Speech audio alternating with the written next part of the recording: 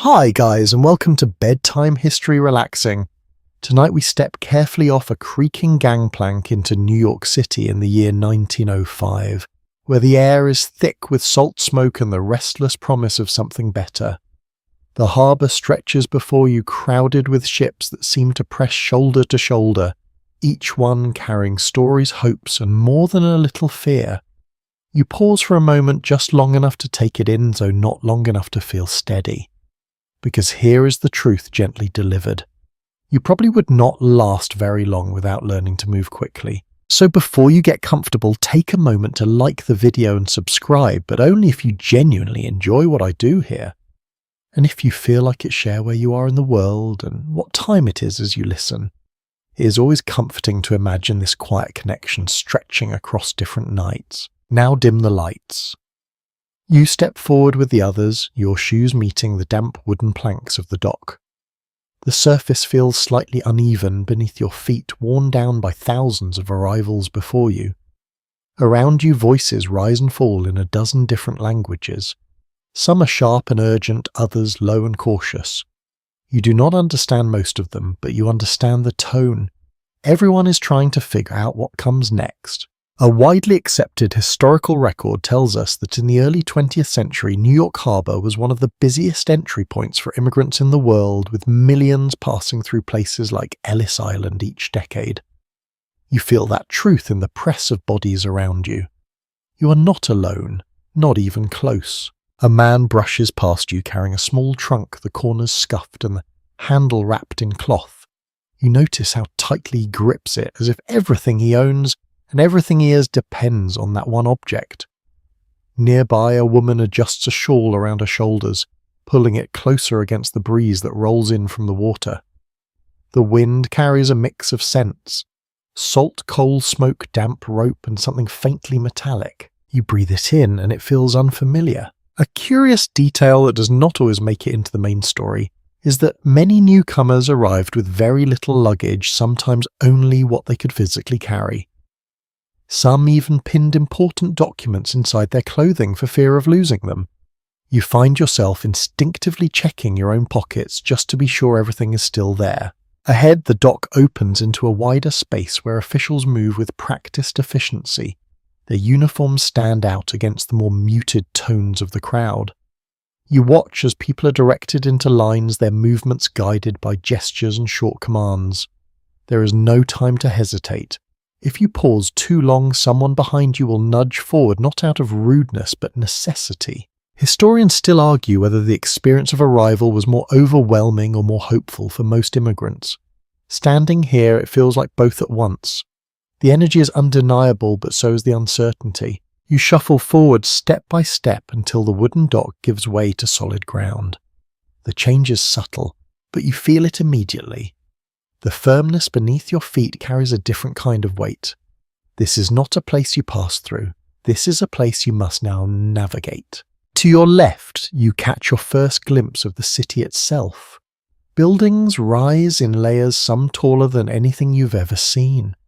Their surfaces are a mix of brick and stone, their windows reflecting the shifting light of the harbour. Smoke drifts upward from unseen chimneys, blending into a hazy sky that feels both vast and close. The sound is what strikes you next. It is constant, not loud in a single overwhelming way, but layered. The clatter of hooves on cobblestone, the rumble of carts being pulled across uneven streets, the distant whistle of a ship. Voices calling out instructions, greetings, warnings. Each sound overlaps with the next, creating a kind of rhythm that you cannot quite follow yet. You take a few tentative steps forward and the crowd begins to thin just enough for you to move more freely. A boy darts past you, weaving between adults with practiced ease. He carries nothing but his speed suggests he knows exactly where he is going. You wonder how long it takes to learn that kind of confidence here. A man stands near the edge of the street holding a sign with words written in bold, uneven letters. You cannot read them from where you stand, but others can. They approach him cautiously, asking questions, pointing, negotiating. Some leave with him, disappearing into the city almost as quickly as they arrived. There is something both reassuring and unsettling about that. You adjust your coat, pulling it closer around you. The fabric still holds a trace of warmth, but the air here feels sharper, more insistent. It presses against your skin, reminding you that you are no longer sheltered by the familiarity of where you came from. As you move further from the dock, the ground beneath your feet changes again. Cobblestones replace the smoother surface, each step requiring a bit more attention. The stones are uneven, worn down in places and raised in others. Your pace slows slightly, not by choice, but by necessity. A horse-drawn carriage rattles past the driver, perched high above, guiding the animal with a steady hand. The wheels creak and groan as they roll over the stones, the sound echoing between the buildings. You instinctively step closer to the edge of the walkway, giving it space to pass. It does not slow down. You begin to understand that here movement is constant and hesitation can be costly. A faint warmth reaches you from somewhere nearby, cutting through the cooler air. You follow it with your senses before your eyes catch up. A small vendor stands beside a cart tending to something that steams gently in the open air. The smell is rich and unfamiliar, but embalming. It reminds you briefly that even in a place like this, there are small comforts to be found. You consider stopping, but the flow of people around you keeps you moving. Behind you, the harbour continues its steady rhythm, ships arriving and departing in a pattern that never quite stops. Ahead of you, the city stretches outward, its streets branching in ways you cannot yet predict. You take another step forward, and then another. Each one feels to masses like a quiet decision, even if you do not fully understand its direction. There is no single path here, no clear line to follow. Only the gradual realization that you are now part of something much larger than yourself. The noise, the movement, the endless shifting of people and purpose. It surrounds you not as something to resist, but something to adapt to. You glance once more over your shoulder back toward the water. The ships are still there, steady and certain in their place. For a brief moment you consider what it would mean to turn back, but the thought passes quickly, because ahead the city waits, and whether you feel ready or not, it has already begun to shape the way you move, the way you listen, the way you see. You step fully into the street, letting the current of the city carry you forward just slightly, just enough to begin. The moment you step fully into the street, the city closes around you in a way that feels almost alive. It is not hostile, not exactly, but it is certainly not gentle. The movement you sensed from the docks now surrounds you on all sides, pressing in with a steady, unspoken demand that you keep up. You take a cautious step forward, then another, adjusting your pace to match the flow. The cobblestones beneath your feet are uneven enough to keep your attention grounded. Each step requires a small correction, a subtle shift in balance. It is the kind of walking that prevents drifting thoughts. Here your body must stay alert. A horse passes close enough that you can hear the rhythm of its breathing. Its hooves strike the stone with a sharp, repeating cadence that blends into the larger soundscape. Behind it, a cart piled high with wooden crates rattles and sways. The driver calls out, his voice firm but not unkind, warning those ahead to make space. You move aside just in time. A broadly accepted historical understanding tells us that in 1905, New York streets were dominated by horse-drawn vehicles with thousands of horses working daily to move goods and people. You can feel the presence of that reality all around you. The smell alone makes it undeniable. It lingers in the air mixed with damp earth and something heavier, something that clings to the edges of your awareness. You wrinkle your nose slightly, though you try not to show it. A man beside you does not seem to notice at all. He walks with a steady, practiced stride, his hat pulled low, his attention fixed ahead. You wonder how long it takes before these details fade into the background, becoming just another part of the day. The street narrows slightly as you continue the buildings, leaning inward just enough to create a sense of enclosure. Windows line the walls, above some open, some shut tight. From one you hear the faint sound of a piano, its notes drifting down into the noise below. The melody is soft, almost fragile. For a moment it feels out of place, and yet it fits. A small curious detail often overlooked is that even in the busiest parts of the city, music was a constant presence. Families played instruments in cramped apartments, their sounds spilling into the streets and blending with everything else. You find yourself listening for it now, catching brief fragments between the louder noises. A woman passes you carrying a basket filled with folded fabric. Her steps are quick, efficient. She does not look up. Around her, others move with similar purpose. No one lingers for long. Even conversations seem to happen in motion words exchanged as people walk side by side for a few steps before parting again. You begin to notice patterns. The way people angle their bodies to slip past one another without stopping. The subtle gestures that signal intention. A slight turn of the shoulder, a shift in pace. It is like a language once spoken without words, and you are only just starting to understand it. Historians continue to debate whether this constant motion created a sense of freedom or a feeling of pressure for those living in rapidly growing cities like New York. As you move with the crowd, it feels like both.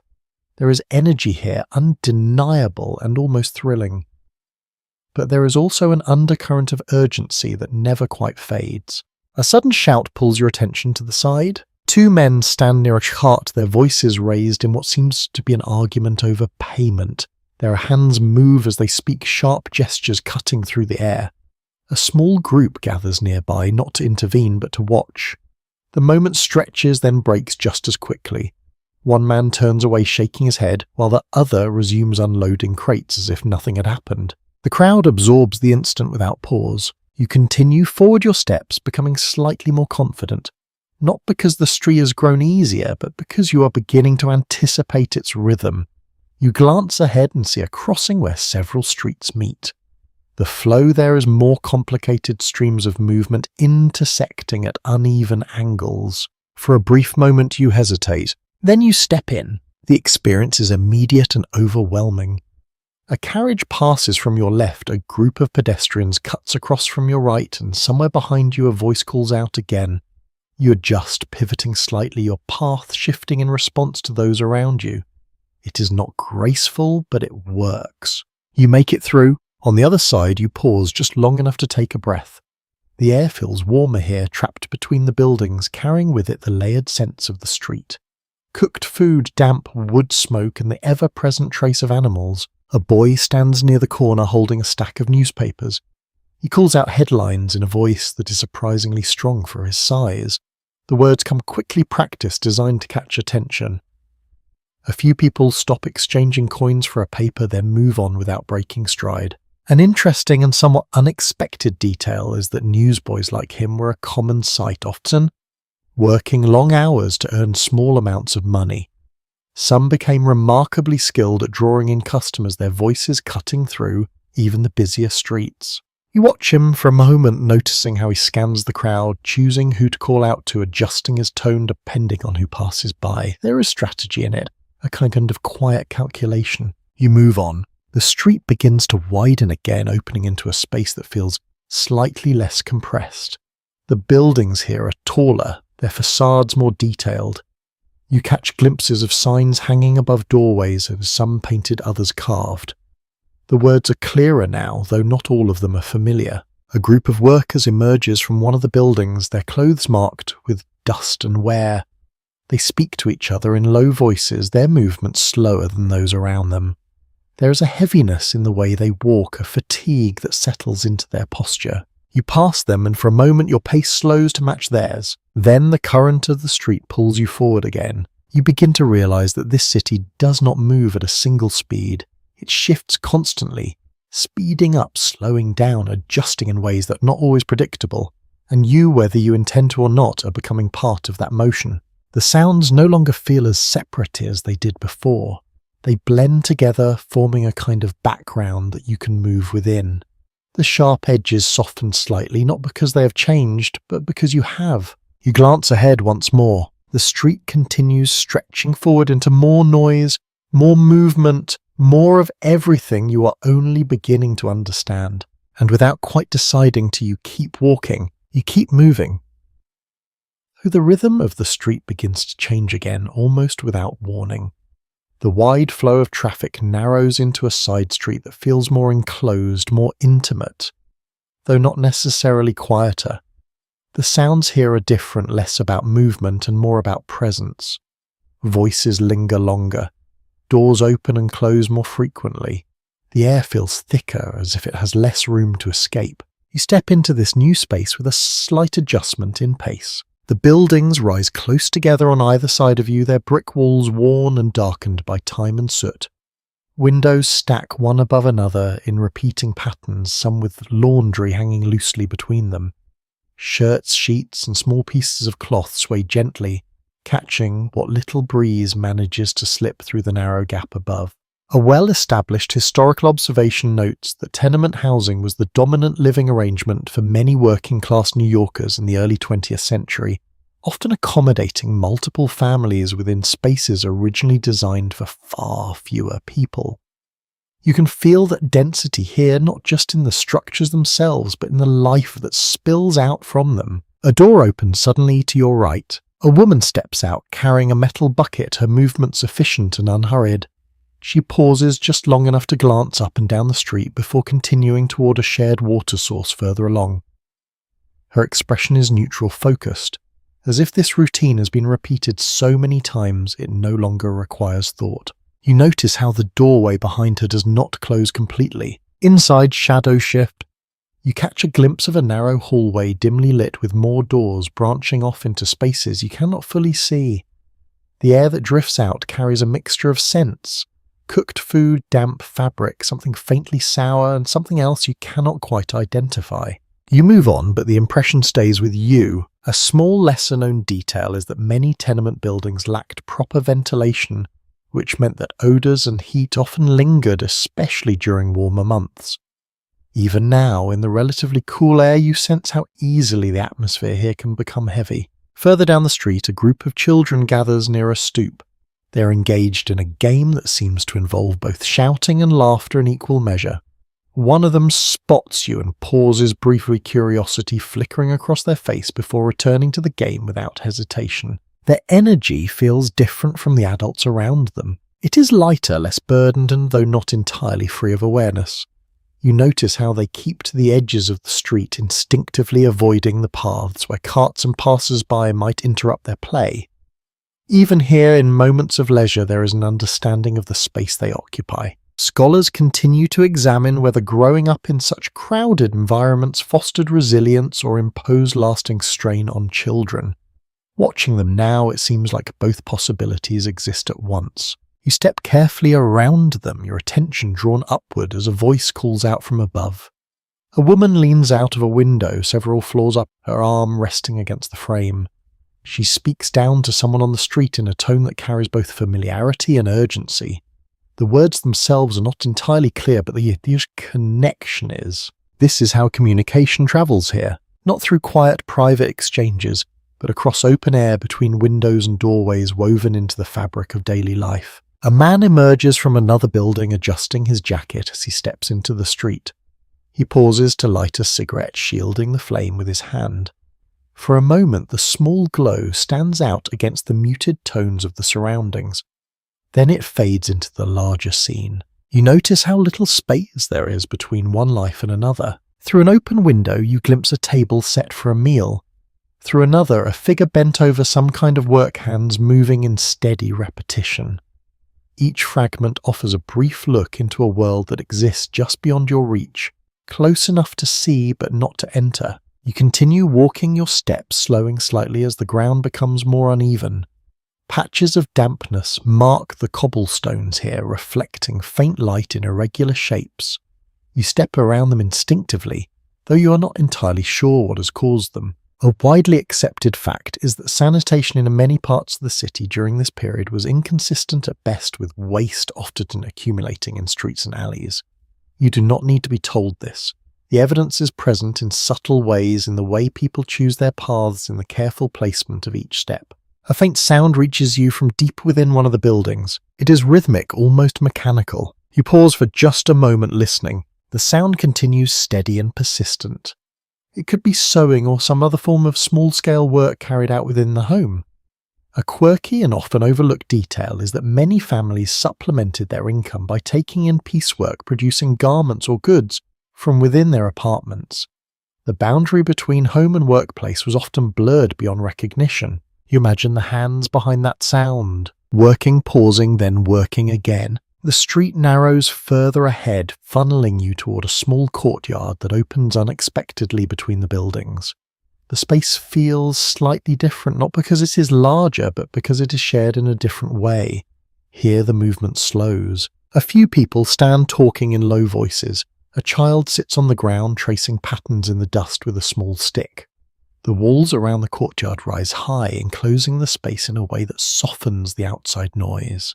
You step into it carefully. The air here is still. For a brief moment, the constant motion of the city feels distant, as if held just beyond the edges of this space. You take a breath and it comes easier than before.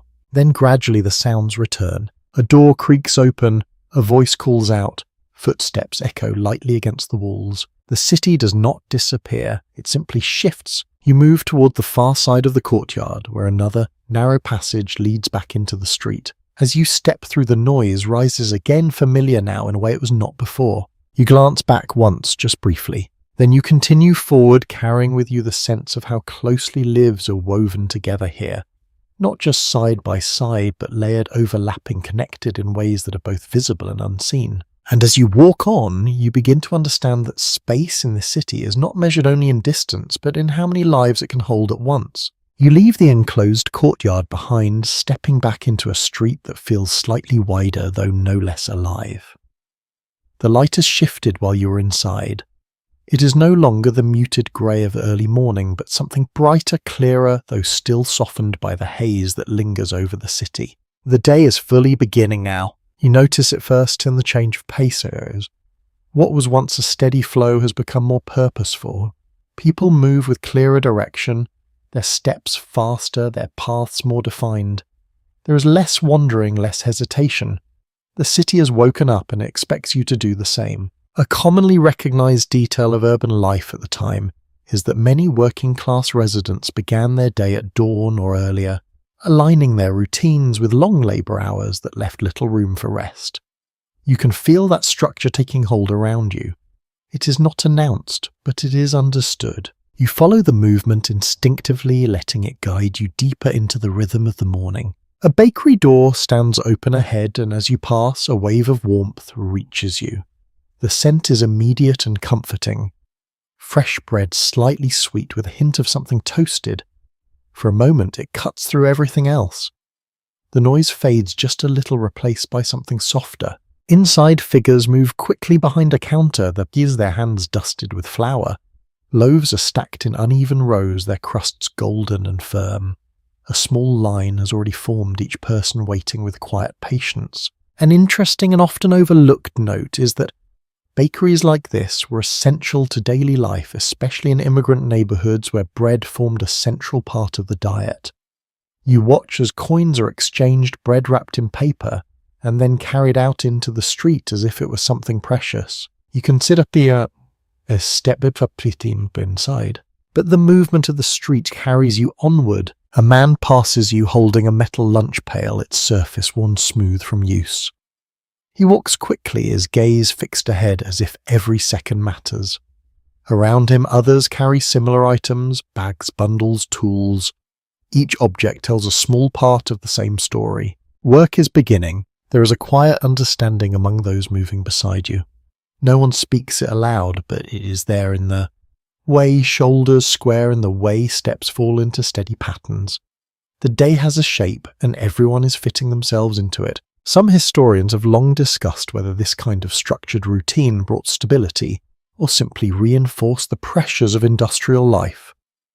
As you move with the crowd, it feels like a mixture of both. There is comfort in knowing what comes next, but there is also a sense that the path is not entirely your own.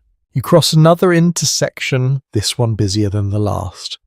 A policeman stands at the centre, his presence anchoring the flow. With small, precise gestures, he directs movement, allowing one stream to pass while holding another back. It is a delicate balance maintained through attention and experience. You wait for a moment, then move when the signal is given. The street beyond slopes slightly, and you feel it in your steps. The incline is gentle but noticeable. As you climb, the buildings on either side seem to stretch higher, their windows catching the morning light in uneven patterns. From one of those windows, a voice calls down. It is sharp, urgent, but not angry. You glance up just in time to see a hand extend outward, shaking a cloth with quick, practiced movements. Dust catches the light as it falls, scattering briefly before disappearing into the street below. You step aside instinctively. A lesser-known detail from this period is that daily cleaning routines often involved shaking rugs or cloths directly out of windows, a practice that added to the already complex atmosphere of the streets. You brush a small speck from your sleeve more out of habit than necessity. The further you walk, the more the sounds of industry begin to emerge. At first they are faint, a distant clanging, a rhythmic pounding, something metallic striking against something solid. Then gradually they grow clearer, more defined. The city is not just waking up, it is starting to work. You pass a building with the large windows, their glass slightly clouded. Inside, figures move in coordinated patterns, their hands working quickly over long tables. You cannot see the details, but the motion itself tells you enough.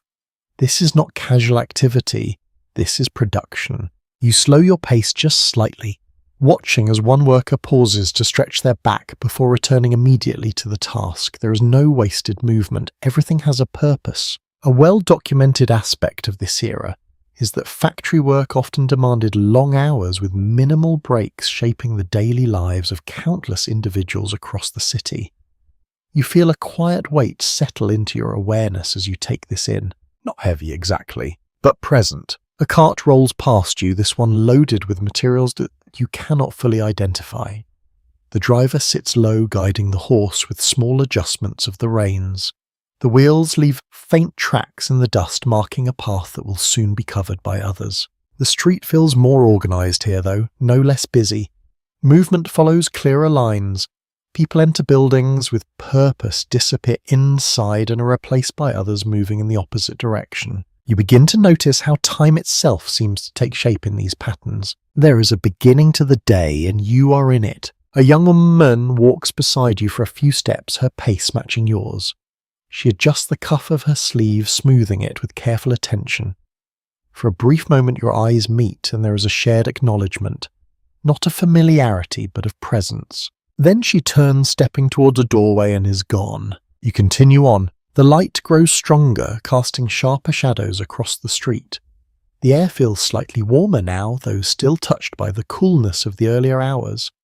The city has settled into its morning rhythm, and you are moving within it without quite realizing how it happened. Your steps feel more certain, not because the city has become simpler, but because you have begun to understand its flow. And as you walk forward, carried by the quiet momentum of countless others, doing the same, the day unfolds around you, steady and unrelenting, inviting you to keep going. You continue along the street as the morning settles into something fuller, more grounded.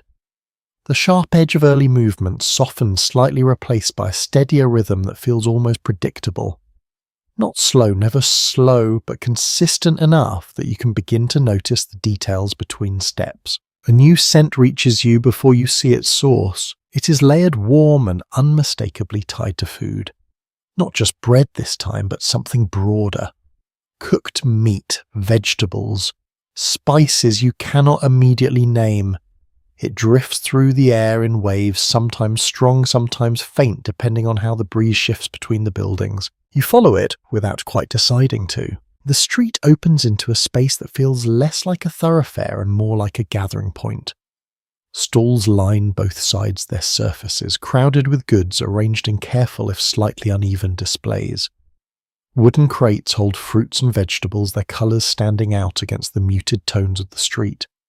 Baskets overflow with items that look fresh, though not always perfectly old. A widely acknowledged feature of city life in this period is that open-air markets played a central role in feeding the population, especially in neighbourhoods where access to private kitchens or storage was limited. You can see how essential this space is, just by watching the movement around you. People do not pass through here quickly. They pause, examine, consider. A woman stands at one stall, turning a piece of fruit slowly in her hand, inspecting it from multiple angles before making a decision. The vendor watches closely, offering a few words that sound both persuasive and familiar. This is not just a transaction. It is a small negotiation repeated countless times throughout the day. You move closer, drawn by curiosity. The textures here are different from the street behind you. Softer, more varied. The rough surface of wooden crates, the smooth skin of produce, the faint give of fabric bags filled with unknown contents. Your senses adjust again, focusing on smaller details rather than the broad movement of the crowd. A man nearby slices into a piece of cheese, offering a sample to a potential customer. The knife moves cleanly, the cut precise. You notice how carefully he handles the portion, as if even the smallest piece carries value. An unusual but true detail is that many vendors relied heavily on building personal relationships with regular customers, often remembering preferences and offering small gestures like samples to encourage loyalty. You can see that dynamic playing out in subtle ways, in the familiarity of tone, in the slight nods exchanged between people who recognize one another. You take a slow step forward, careful not to disrupt the flow. A cart passes behind you, its wheels quieter, here cushioned slightly by the dirt that replaces some of the cobblestones. The driver calls out softly, not with urgency, but with a kind of practiced patience. He knows people will move, they always do. You glance to your left and notice a stall selling prepared food. Steam rises gently from metal containers, carrying with it a richer, deeper aroma. Something savoury, something that feels filling even before you taste it. A small line has formed, each person waiting with a kind of quiet anticipation. You consider joining them. Your stomach reminds you that it has been some time since you last ate. A commonly accepted observation is that for many city residents, meals were often simple and repetitive, shaped more by affordability than by preference. Yet even within those limits, moments like this offered a small sense of comfort. You step closer. The vendor behind the stall moves quickly, serving each person with practiced efficiency. A scoop, a wrap, a brief exchange of coins, then the next. There is no wasted motion, no pause longer than necessary. When it is your turn, the interaction is brief. You receive your portion, warm through the thin wrapping, and step aside to make space for the next person. The heat seeps into your hands. You take a cautious bite. The taste is simple but satisfying. It fills a space you had not fully noticed was empty.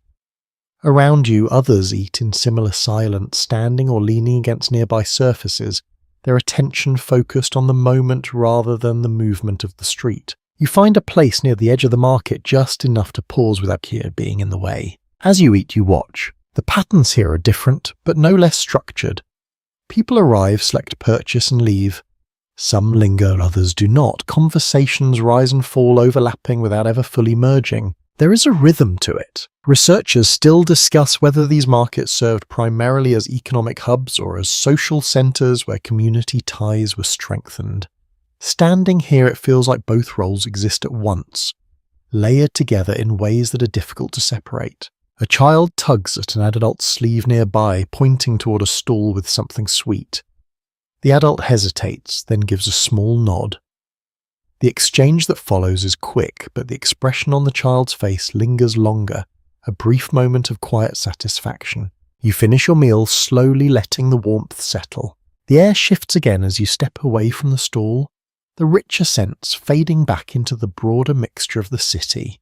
You wipe your hands lightly, brushing away any remaining traces, though the memory of the taste remains. The market continues behind you, its activity steady and ongoing. You rejoin the street. The transition is subtle but noticeable. The open space gives way once more to the narrower path, the flow of movement picking up as you move away from the pause you allowed yourself. Your steps fall back into rhythm. The city does not wait, but it allows these small moments within it, brief pauses where you can gather yourself before continuing. You glance ahead. There is always more. More streets, more people, more layers of life unfolding in ways you are only beginning to understand. And with that quiet awareness, you keep moving forward, carrying the warmth of that simple meal with you as the day continues to open. You leave the market behind, though. Traces of it linger with you for a while. The warmth of the food, the slower rhythm, the brief sense of pause. But the street ahead shifts once again, drawing you toward a different kind of movement. The sounds grow sharper, more regular, almost mechanical in their repetition. You begin to hear it clearly now, a steady clatter, metallic rhythm, something working over and over without rest. You follow the sound. The buildings here are larger, their windows wider though. Many are clouded or partially obscured. Through them you catch glimpses of motion. Rows of people standing or seated at long tables, hands moving quickly, heads bent forward in concentration. A well-documented reality of early 20th century New York is that factories and workshops formed the backbone of the city's economy, employing vast numbers of workers in industries like garment production, printing and manufacturing. You do not need to be told this directly. It reveals itself in the repetition of movement you see inside. You slow slightly as you pass one building where the door stands partially open. The sound spills out more fully here. Inside, the air looks thick, almost hazy. The light is uneven, filtered through layers of dust and fabric. Machines line the room, their motions synchronized in a way that feels both precise and relentless. The workers move with them, their hands keeping pace with the rhythm set by the equipment. No one stops. You stand just long enough to take it in, then move on though. The sound follows you for several steps before fading into the background. A lesser known but telling detail is that many factory workers were paid by the piece rather than by the hour, meaning their income depended directly on how quickly and consistently they could work. You imagine what that must feel like to have each moment measured not by time, but by output. A man exits the building behind you, wiping his hands on a cloth as he steps into the street. His movements are slower than those inside, as if adjusting to the change in pace. He takes a deep breath, then straightens slightly before continuing on his way. You notice the way his shoulders carry a certain weight. Not dramatic, not obvious, but present. You continue walking the street, stretching ahead in long straight lines. The noise here is different from earlier, less varied, more focused. The sounds of work dominate, creating a steady backdrop that does not fade easily. A cart passes you loaded with bolts of fabric stacked in careful layers. The colours are muted, mostly shades of grey and brown, though occasional hints of brighter tones appear between them. The driver guides the horse with with small practice motions, navigating the street with ease. You step aside to let it pass, watching as it continues toward one of the buildings you just passed. There is a sense of connection here. Materials arriving, work being done, goods leaving, a continuous cycle. Some historians have explored whether this kind of industrial system offered an opportunity for advancement or simply reinforced cycles of labour with little upward movement. As you observe the flow, it feels difficult to separate those possibilities. Both seem to exist at once, depending on where you stand. You pass another building, this one quieter from the outside.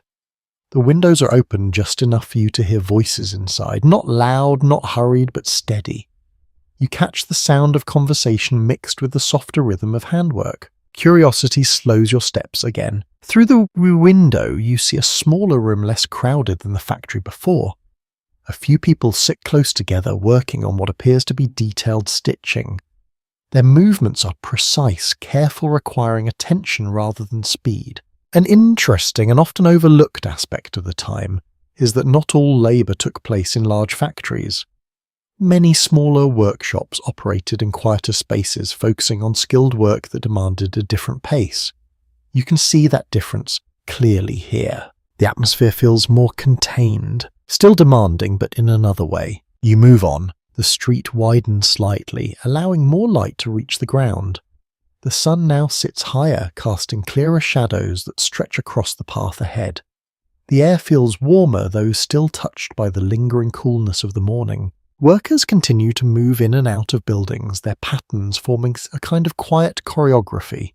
Some carry tools, others carry nothing at all, their hands free, but their steps purposeful. You begin to notice how little idle movement there is. Even those who pause do so briefly, as if aware that time carries weight here. A young man stands near a doorway, adjusting his sleeves before entering.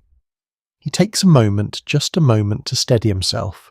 Then he steps inside, disappearing into the rhythm you have come to recognize. You continue walking your pace steady, now matching the flow without effort. The sounds no longer feel overwhelming. They feel structured, predictable in their repetition, even if the details change from one building to the next. You pass a narrow alley, and from within it comes a different kind of noise. Lighter, less mechanical, laughter brief and unguarded. You glance in as you walk by and catch a glimpse of a few workers gathered for a short break, their posture relaxed in a way that contrasts sharply with the intensity you saw inside. The moment is fleeting. By the time you have taken a few more steps, the laughter fades, replaced once again by the steady rhythm of work. You begin to understand something subtle. The city is not only made of movement and noise, it is made of patterns, of repetition, of countless small actions carried out over and over again, each one contributing to something larger that you cannot fully see. You walk on the street, continuing ahead, lined with more buildings, more windows, more glimpses of lives unfolding behind glass and brick. And as you move deeper into this part of the city, you feel the quiet weight of it settling around you. Not heavy enough to stop you, but enough to remind you that every step here is part of something ongoing, something that does not pause even when you do. You move beyond the steady hum of workshops, though the rhythm of labour does not disappear. It changes form, softens at the edges, becomes less visible but no less present. The street here feels quieter at first, though only in comparison. The sounds are still there, just arranged differently. You notice it in the doorways. Some stand open, revealing glimpses of interiors where movement is constant but contained. Others remain closed, their surfaces marked by years of use, their presence hinting at lives unfolding just beyond view. You pass one such doorway and catch the faint sound of something repetitive. Not the sharp clatter of machines, but a softer rhythm. Fabric shifting, hands working, a quiet voice giving instruction. You slow just slightly. Inside, a woman sits near a window, her posture upright, her attention fixed on the work in her lap. Around her, smaller figures move in and out of the room, carrying items, setting things down, picking them up again. The space is modest but organised in a way that suggests long familiarity.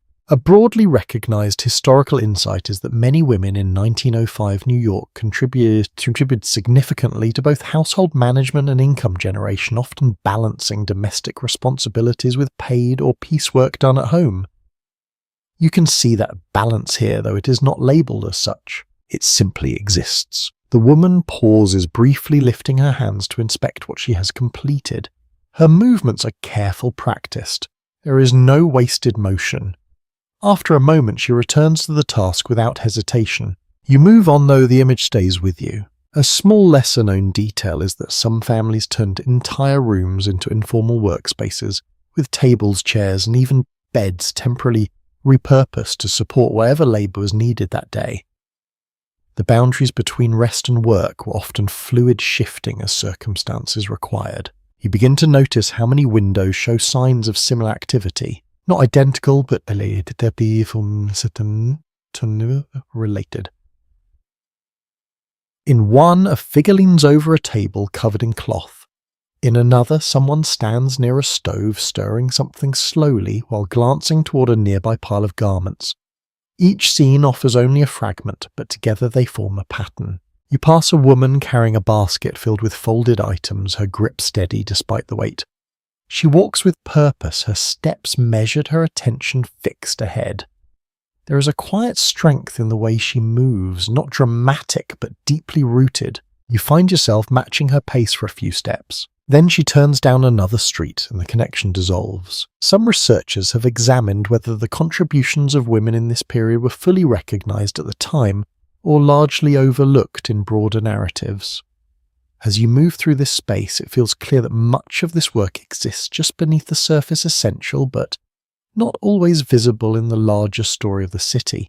A child's voice rises nearby, followed by a softer reply. You glance toward the sound and see a small group gathered near a stoop. A woman sits on the edge, speaking quietly to a child who stands close, listening with careful attention. The exchange is calm measure, shaped by familiarity rather than urgency. There is something grounding about it. Amid all the movement, all the noise, moments like this create small pockets of stillness. You continue walking, your steps steady, your attention shifting between the street and the lives unfolding around it. A faint scent of soap reaches you as you pass another doorway. Inside, someone is washing clothes, their hands moving through water in slow, repetitive motions.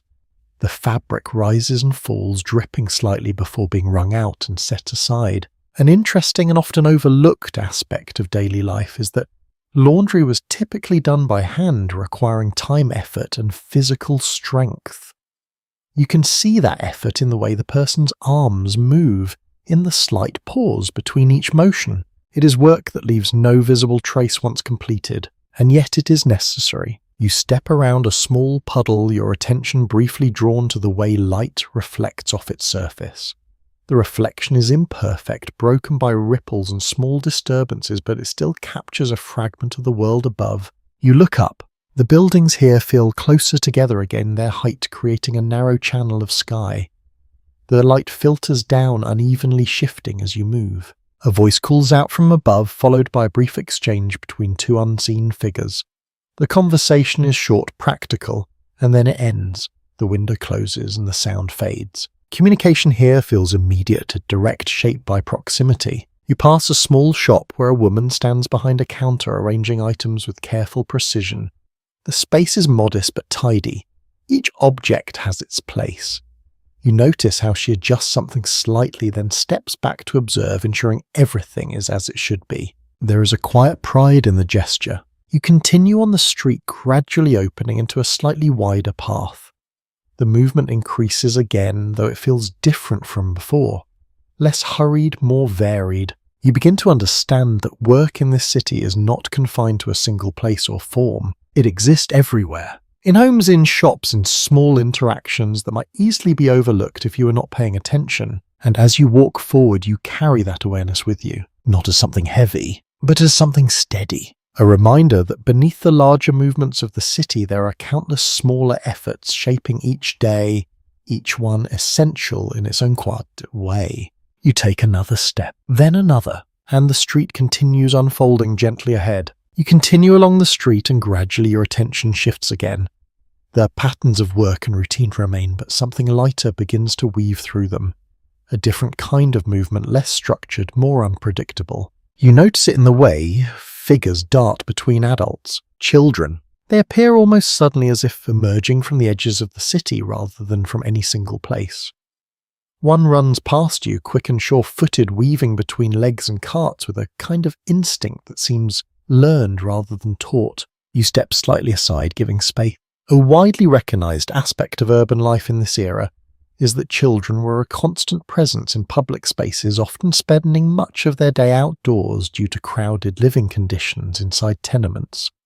You can see how that reality shapes the energy of the street here. They do not move like the adults. Their paths are less direct, their pace more varied.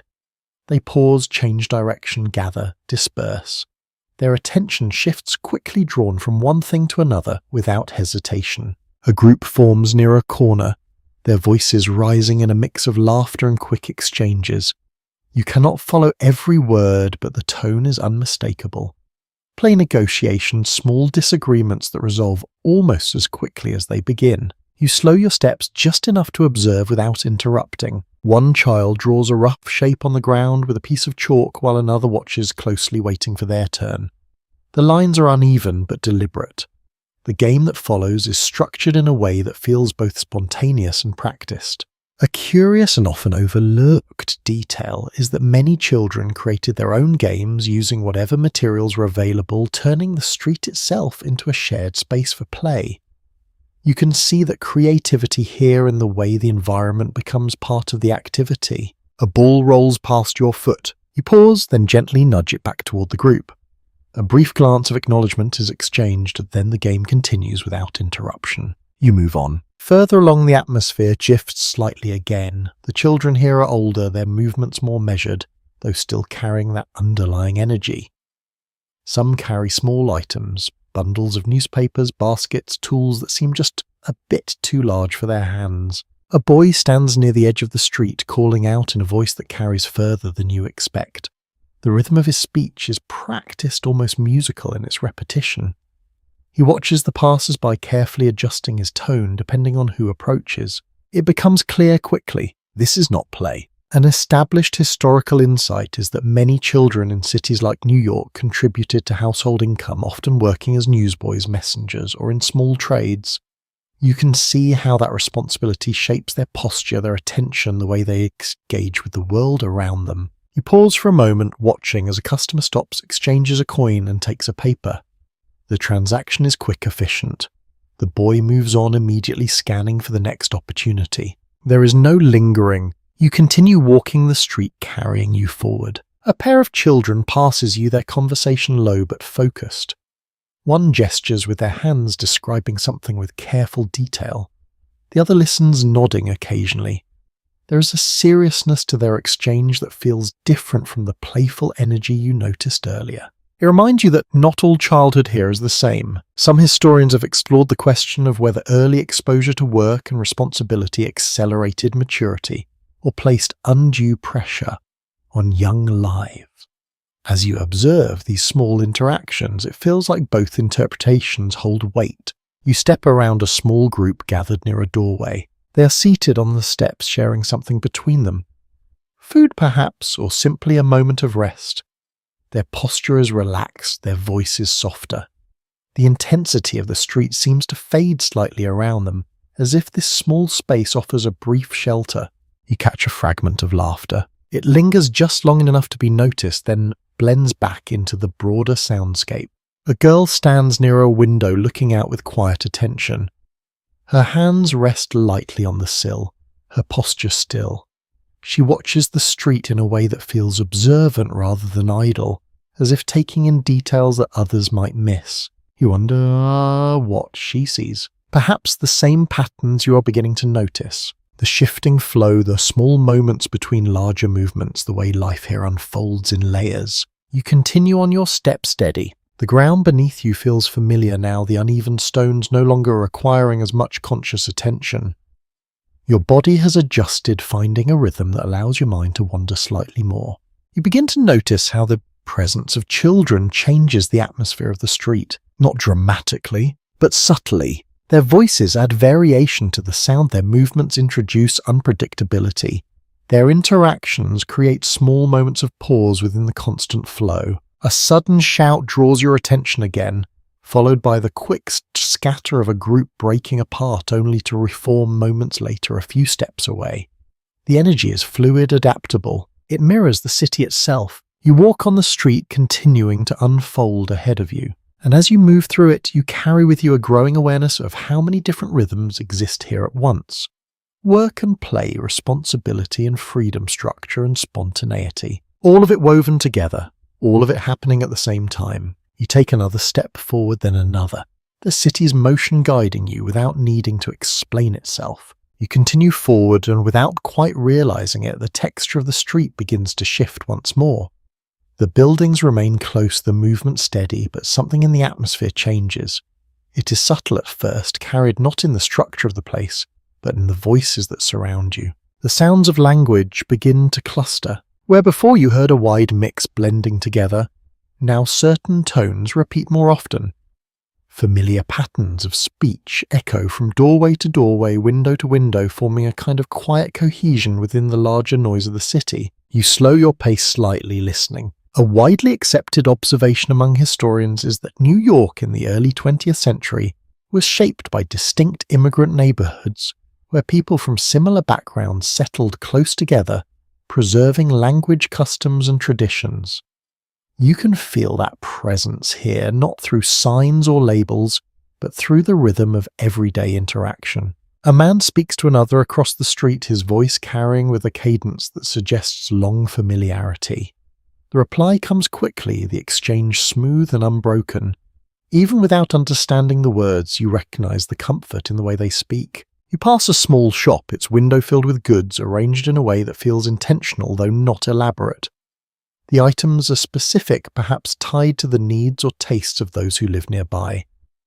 Inside, a conversation unfolds in a language that seems to flow differently.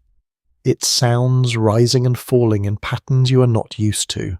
You pause for a moment, just long enough to take it in. Then you move on. An interesting and often mentioned detail is that many immigrant communities established their own businesses, creating networks of support that helped newcomers navigate an unfamiliar city. You can see that network here, though it is not formally marked. It exists in the familiarity between people in the way transactions unfold with a shared understanding. A woman steps out of the doorway carrying a basket, her expression calm, her movements unhurried. She nods briefly to someone passing by, a small gesture that is returned without pause. The exchange is simple but meaningful. You notice how often these small acknowledgements occur. They do not interrupt the flow, they exist within it. You continue walking the street, gradually revealing more of these quiet connections.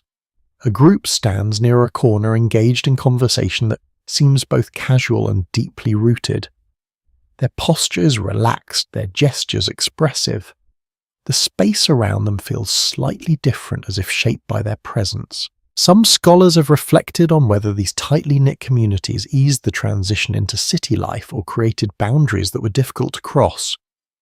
As you move through this area, it feels like both possibilities are present. There is comfort here, but also a sense of separation from the broader city. A child yelled runs past you, calling out in a language that echoes the voices you have been hearing. The response comes from a nearby doorway, quick and familiar. The exchange is effortless, shaped by a shared understanding.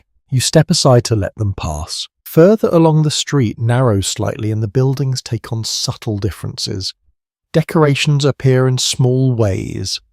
A particular style of curtain, a certain arrangement of objects near a window.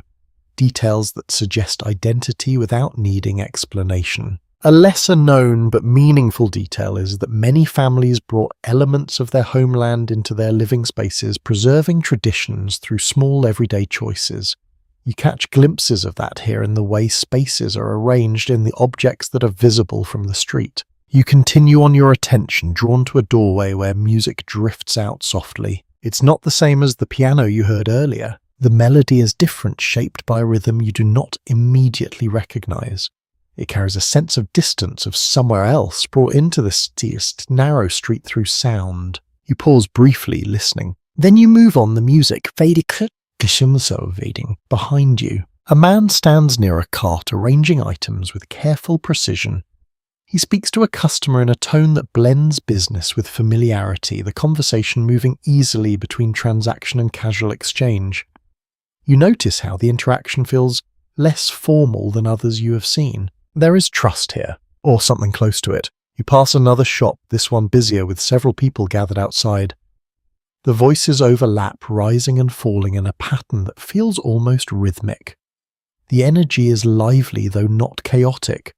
It is contained within the space, shaped by shared understanding. You find yourself moving more slowly, taking in the details. The city here feels layered in a different way, not just in movement, but in identity. Each street, each cluster of buildings carries its own tone, its own rhythm, its own way of being within the larger whole. You begin to understand that New York is not a single unified experience. It is many experiences existing side by side, sometimes blending, sometimes remaining distinct. You step forward again, the street gradually widening as you move toward a busier area.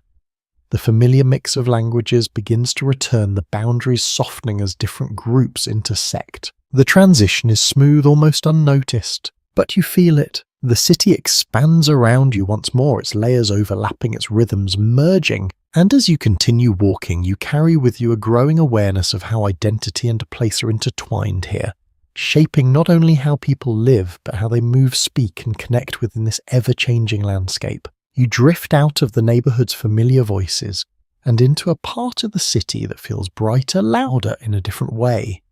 The sounds here are not only about work or conversation, they carry a lighter tone, something that lifts slightly above the steady hum you have grown used to. You hear it before you see it. Music, not distant or faint this time, but present and inviting. It spills out from a doorway ahead, accompanied by laughter and the soft clink of glass. The sound draws people in, or at least slows them as they pass. You follow that pull. The building itself does not look especially grand from the outside, but the doorway is open and warm light spills onto the street. Inside, the air shifts immediately. It feels fuller, thicker, with the presence of people gathered close together. You step just inside the threshold. The room is alive with small movements. People sit at tables, some leaning forward in conversation, others listening as a musician plays in the corner. The melody is steady, familiar to those inside, even if it is new to you. It fills the space without overwhelming it. A commonly accepted historical note is that entertainment venues such as music halls and small theatres were an important part of urban life, offering working people a chance to relax after long hours. You can feel that purpose here, not in any formal way, but in the way shoulders lower, voices soften, and attention shifts from obligation to enjoyment. You remain near the entrance, not wanting to interrupt the flow. A server moves between tables with practiced ease, balancing a tray with careful precision. The conversations around you rise and fall, overlapping, but never quite becoming chaotic. There is a rhythm to it, much like the street, but gentler. A small intriguing detail is that many of these venues featured a mix of performances from music to short comedic acts, often tailored to the diverse audiences that filled the city. You catch a hint of that variety here in the way the room responds to subtle changes in the performance. A brief pause in the music draws a soft murmur from the crowd, then the melody begins again. You take a few steps further inside, just enough to feel the warmth more fully. The air carries the scent of food and drink, something slightly sweet, something rich. It mixes with the faint trace of tobacco, creating a layered atmosphere that feels both dense and comforting. You notice how different this space feels from the streets. Time moves differently here, not slower exactly, but less urgent. A group at a nearby table leans in close, their conversation animated but contained. Their gestures are expressive, their laughter quick and genuine. For a moment, the weight of the day seems to lift from them. You wonder how long that feeling lasts once they step back outside. Some historians have explored whether these spaces provided true escape or simply a temporary distraction from the demands of daily life. Standing here, it feels like a small pocket carved out of the larger city, a place where the usual pressures loosen their hold if only briefly. You step back toward the doorway. The transition is immediate. The street greets you again with its steady movement, its layered sounds, its constant flow. The music fades behind you, replaced once more by the rhythm of footstep, wheels and voices. But something lingers, a lightness perhaps. You continue walking and the signs of entertainment appear again in different forms. A poster pasted against a wall, its edges curling slightly, advertising a performance you cannot fully read but can easily imagine. A small crowd gathered outside another entrance, waiting, talking, their attention focused inward. You pass a man playing an instrument near the corner, his case opened at his feet. The melody he produces is simpler than what you heard inside, but no less sincere. People pass by, some pausing, briefly others dropping a coin without stopping. An often mentioned but easily overlooked detail is that street performers were a common sight, adding another layer of sound to the already complex auditory landscape of the city. You listen for a moment, noticing how his music weaves into everything else rather than standing apart from it. You move on. The street widens slightly and the light shifts again, reflecting off windows and polished surfaces. The city here feels more open, though still full.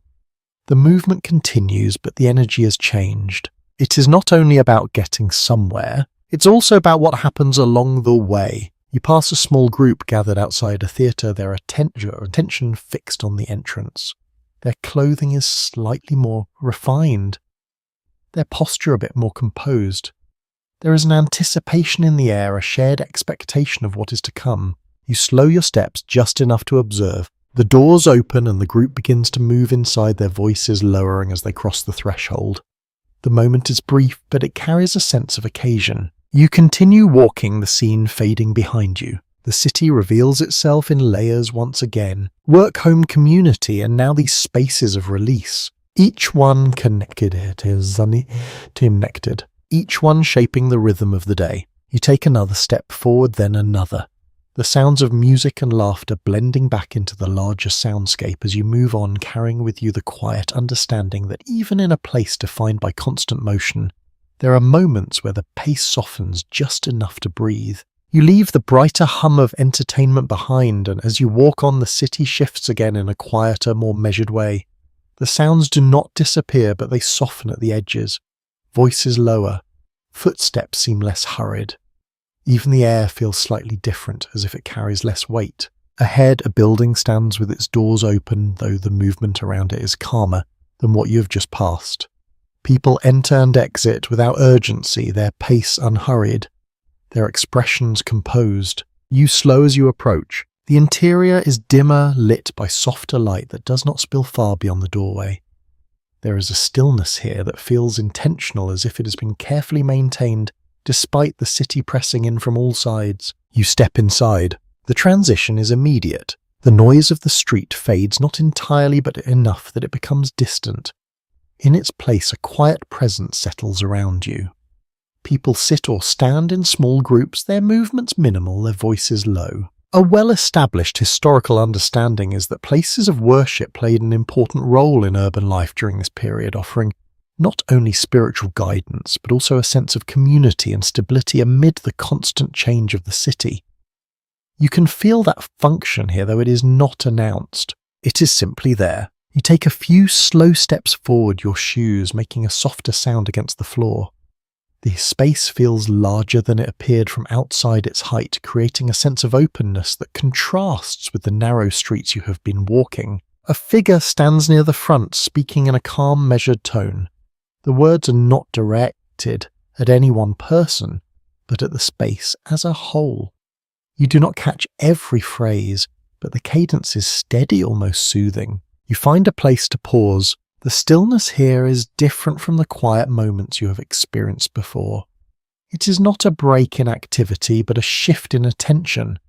People are present in a way that feels inward rather than outward. A small, often overlooked detail is that many religious institutions also served as centres for mutual aid, helping newcomers find housing work or support within their communities. You begin to understand how spaces like this could anchor lives that otherwise feel in constant motion. A woman sits a few rows ahead, her hands folded loosely in her lap. Her posture is relaxed though attentive. She does not move much, but there is a sense of focus in the way she holds herself. Nearby, a man bows his head slightly, remaining still for several moments before lifting it again. The gesture is simple, but it carries weight. You remain where you are, letting the atmosphere settle around you. Some historians have reflected on whether faith offered a genuine comfort in such environments or functioned more as a structured response to uncertainty. As you stand here, it feels like both possibilities exist quietly together. The calm is real, but so is the world waiting outside. A faint sound reaches you from somewhere behind, the door opening, then closing again. Each small movement is noticeable here, not because it is loud, but because the space allows it to be heard. You take a slow breath. The air feels cooler, cleaner somehow, though. Perhaps that is simply the absence of the heavier scents you have grown used to outside. The light filters through high windows, casting soft shapes that shift slightly as you move. You begin to notice the details. The worn edges of the benches smoothed by years of use. The subtle patterns in the walls. The way the space holds sound, allowing it to linger just a little longer before fading. A child sits beside an adult, their movements quieter than those you observed earlier in the street. They shift slightly, adjusting their position, then grow still again, mirroring the tone of the room. You find that your own movements have slowed. Your steps are softer, your breathing more measured. For a moment, the city feels distant, not gone, just held a gentle, rumor. You turn slightly, glancing back toward the doorway. The light from outside appears brighter now, sharper in contrast to the dim interior.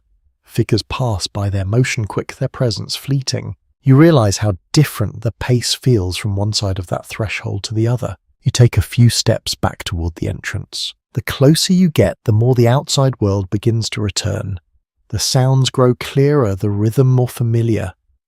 By the time you reach the doorway, the city is already reclaiming your attention. You step outside. The transition is immediate once again. The noise rises, the movement resumes, the air feels thicker. But something remains with you. A trace of stillness, a quieter rhythm that lingers beneath the surface. You continue walking. The street stretches ahead, filled with the same steady flow you've come to recognize. yet now you carry a slightly different awareness. That within this constant motion there are spaces where time slows, where attention shifts, where the pace of the city loosens just enough to allow for something else. You take another step, then another, and the city in all its movement and quiet pauses continues to unfold around you. You step back into the steady current of the street and almost immediately the pace begins to shift again. The movement becomes more directional, more focused, as if many of the people around you are heading towards something specific rather than simply passing through. You begin to notice the tracks. They run along the street embedded into the surface, faint at first, then more pronounced as you follow them with your eyes. The metal lines cut through the uneven ground, guiding a path that feels more fixed than anything else you have seen so far. A familiar sound approaches, a low rolling hum accompanied by a gentle rattling that grows louder as it nears. You turn slightly and there it is. A streetcar moves steadily along the tracks, its shape solid, its motion smooth compared to the uneven rhythm of carts and carriages. People stand inside, some holding onto rails, others seated, their bodies swaying slightly with the movement. A widely recognized fact about this period is that electric streetcars had become a major part of urban transportation in New York by the early 20th century, allowing people to travel greater distances more efficiently than before. You can see how that changes the flow of the city. The streetcar does not stop for long. It slows just enough for a few people to step on and off, then continues forward with a steady confidence. You watch it pass, the sound fading gradually as it moves away. You continue walking, your attention now tuned to this new layer of motion. Further ahead, the street dips slightly and you notice a structure rising above the buildings. Metal beams form a framework overhead, casting long angular shadows across the ground. The shape feels industrial, purposeful. As you move closer, the source becomes clear, an elevated railway. The tracks run above the street, supported by a network of steel that stretches into the distance.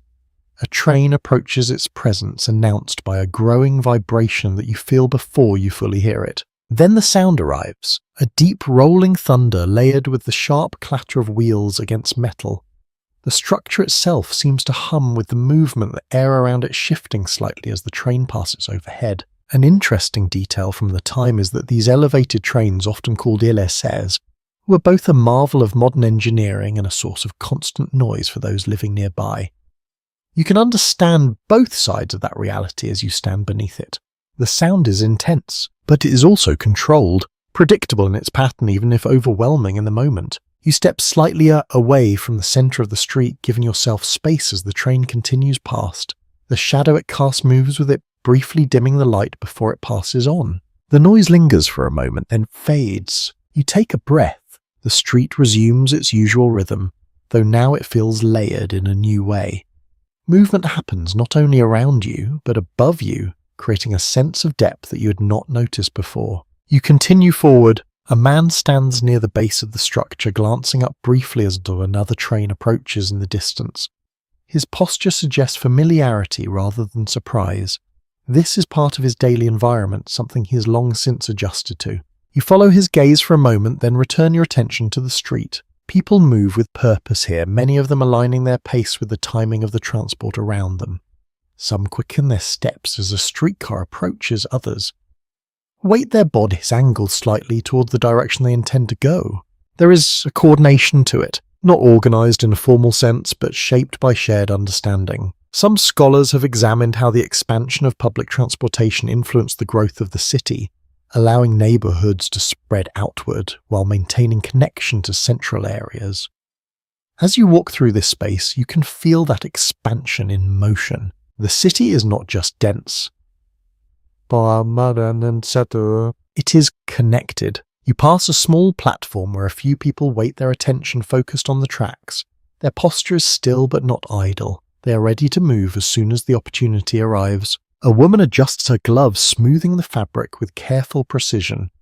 A man checks the position of the approaching car, his gaze steady. Each small action carries a sense of anticipation. The streetcar arrives. It slows the doors opening just enough for movement to occur. People step on, others step off, each action carried out with efficiency. There is no confusion, no hesitation. Then it moves again. You remain on the street watching as it continues along its path, disappearing gradually into the distance. You begin to understand how this system shapes the rhythm of the city. It creates points of gathering, moments of pause, then release. You walk on the tracks, continuing beside you for a while before branching off in another direction. The street widens slightly and the overhead structure fades behind you, though its presence remains in your awareness. The sounds of movement return to their previous balance, though now they feel richer, more layered. You have seen how the city moves not only through its streets but above and along them, guided by systems that connect one place to another. And as you continue forward, you carry that understanding with you, stepping into the ongoing flow with a slightly clearer sense of how all these paths intertwine. You follow the tracks for a while longer, though gradually they fall behind you and the street opens into a broader avenue. The shift is noticeable. The space feels less compressed. The buildings more spaced apart, their facades more carefully maintained. The movement here is different. Still steady, still purposeful, but less crowded at the edges. There is more room to walk without adjusting your path every few steps. You notice it immediately in the way your shoulders relax just slightly as you move forward. The buildings rise higher, their surfaces cleaner, their details more refined. Windows are larger, framed with care. Entrances are set back from the street, often marked by steps or decorative features that suggest a different kind of use. A widely accepted observation about New York in this era is that wealth and poverty often existed in close proximity, sometimes separated by only a few streets, yet expressed through stark contrasts in the living conditions. You can feel that contrast here, not in any single detail, but in the accumulation of small differences. A carriage passes you, its design more polished than the ones you saw earlier. The horse moves at a controlled pace, guided with quiet precision. The driver's posture is upright, composed, reflecting a different kind of routine. You step aside, though. There is no urgency this time. The street allows for it. You continue walking, your attention drawn to a row of buildings where the entrances are marked by small canopies. People move in and out, their clothing slightly more tailored, their movements less hurried. There is a sense of distance here, not physical stir, physical distance, but something more subtle, or more subtle. An interesting detail often noted in accounts of the time is that certain areas of the city developed distinct social identities shaped not only by income but by habits, expectations, and access to resources. You begin to notice how those differences appear in posture and pace, even in the way people look at one another. You pass a window where a display has been arranged with careful attention. Items are placed in a way that draws the eye, each one positioned to highlight its value. The glass is clean, reflecting the street in a slightly softened way. You catch your own reflection briefly. It looks out of place here, not dramatically, but enough to notice. You move on. Further along the street widens again, opening into a space where fewer people gather. The quiet is not complete, but it is more pronounced. The sounds of the city still reach you, but they are more distant, less immediate. A man walks past you, his pace measured, his expression composed. He does not look around as much as others you have seen. His path is clear, his attention focused. You wonder if the city feels different to him. Some historians have long examined whether the experience of urban life varied significantly across social classes, or whether certain aspects remained universal despite economic differences. As you walk here, it feels like both are true. The city is the same, yet it is not experienced in the same way. You pass a doorway where a uniformed attendant stands, his posture straight, his presence steady. He acknowledges those who enter with a slight nod, his movements controlled and precise. There is a quiet formality to it. You continue forward, your steps echoing slightly more in the open space.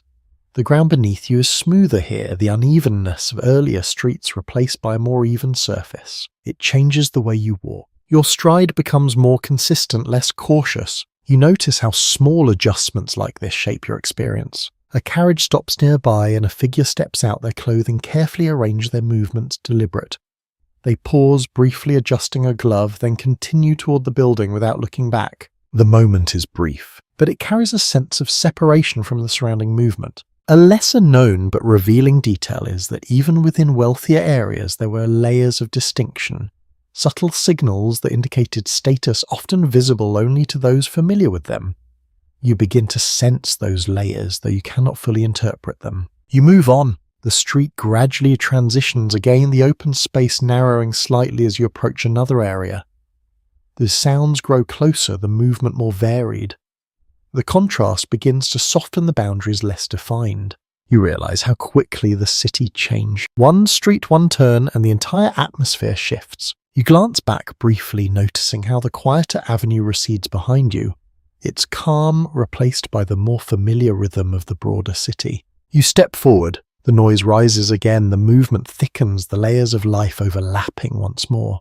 And as you continue walking, you carry with you the awareness of how sharply these contrasts exist, side by side, shaping not only the spaces themselves, but the experiences of those who move through them. You move away from the quieter avenue, and almost immediately the city tightens again around you. The space narrows, the sounds gather, and the air feels heavier in a way that is difficult to ignore now that you have noticed the contrast. It is not only the crowd, it is something else. You sense it in the way people step carefully, in the way certain areas of the street are avoided, without ding explanation. The ground beneath your feet changes subtly, patches of dampness appearing more frequently, their edges uneven and their surfaces reflecting a dull, uncertain light. You adjust your path instinctively. A well-documented reality of New York in 1905 is that sanitation systems were still developing and many neighborhoods struggled with waste management, leading to conditions that could affect both comfort and health. You do not need to be told this directly.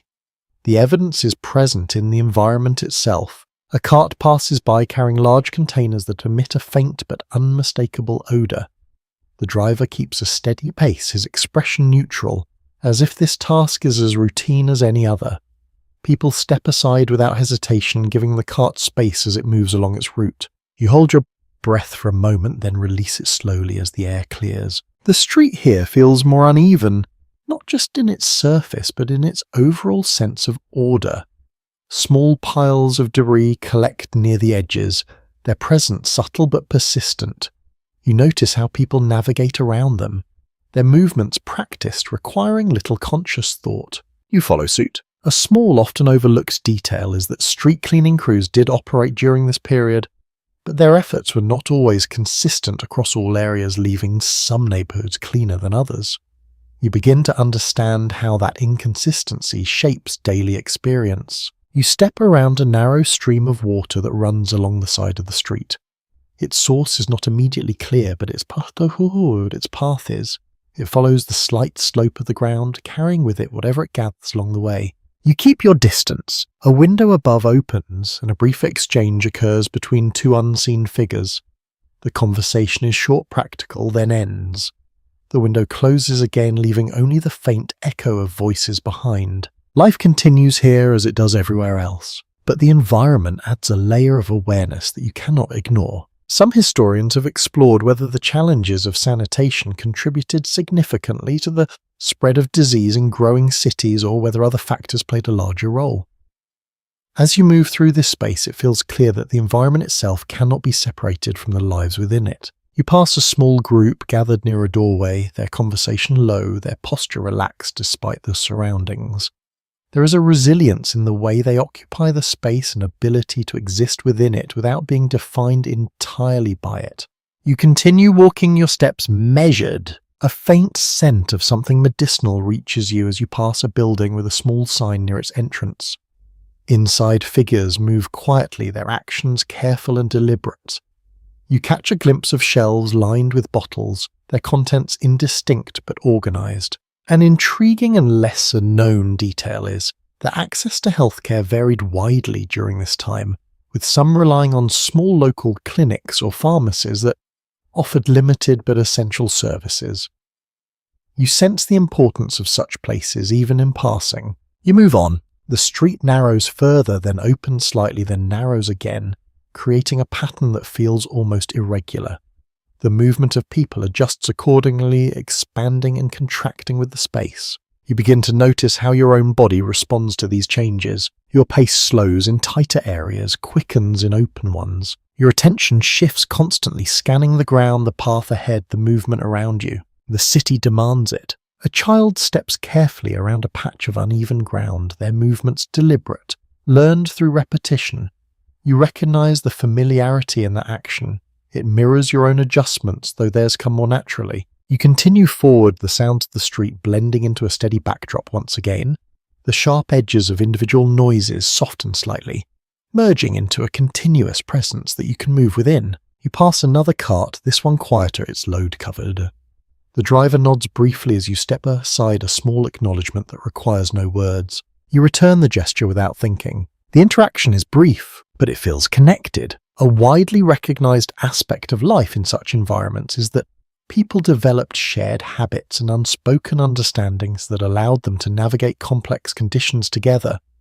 You can feel that here in the way movement aligns without needing direction. You walk on the street, continuing to unfold ahead of you. The challenges of the environment remain present, but so does the steady flow of life within it. People move, speak, work, rest, all within the same space, adapting in ways that are both visible and subtle. And as you continue forward, you carry that awareness with you, that the city is not only shaped by its structures and systems, but by the ways in which people respond to them, adjust to them, and continue on despite them. You take another step, then another, and the street with all of its imperfections and rhythms carries you onward. You move forward, and gradually another layer of the city begins to reveal itself. It is not immediately obvious, not something that stands out in a dramatic way. Instead, it appears through small signs of order, subtle shifts in how movement is guided rather than left to flow freely. You notice it first in the presence of uniform. A man stands at the edge of an intersection, his posture upright, his gaze steady as he watches the street. His clothing is distinct structured, marking him as someone with a specific role in this environment. A police officer. A broadly accepted historical understanding is that by the early 1900s, the New York Police Department had grown significantly tasked with maintaining order in a rapidly expanding and densely populated city. You can see that responsibility in the way he observes the movement around him. He does not intervene immediately. He watches. A cart approaches from one direction while a group of pedestrians begins to cross from another. The moment holds for a brief second, then he raises a hand, signaling one to pause and the other to continue. The adjustment is small but effective. The flow reorganizes itself. You wait with the others, then step forward when the path clears. The system feels informal yet structured. A lesser-known but interesting detail is that early traffic control relied heavily on human coordination rather than mechanical signals requiring constant attention from officers stationed at busy points. You begin to understand how much awareness that demands. You continue walking, your attention now drawn to these small moments of guidance. Further along, you notice another officer standing near a corner, his presence less active, more observant. He leans slightly, though his gaze remains attentive.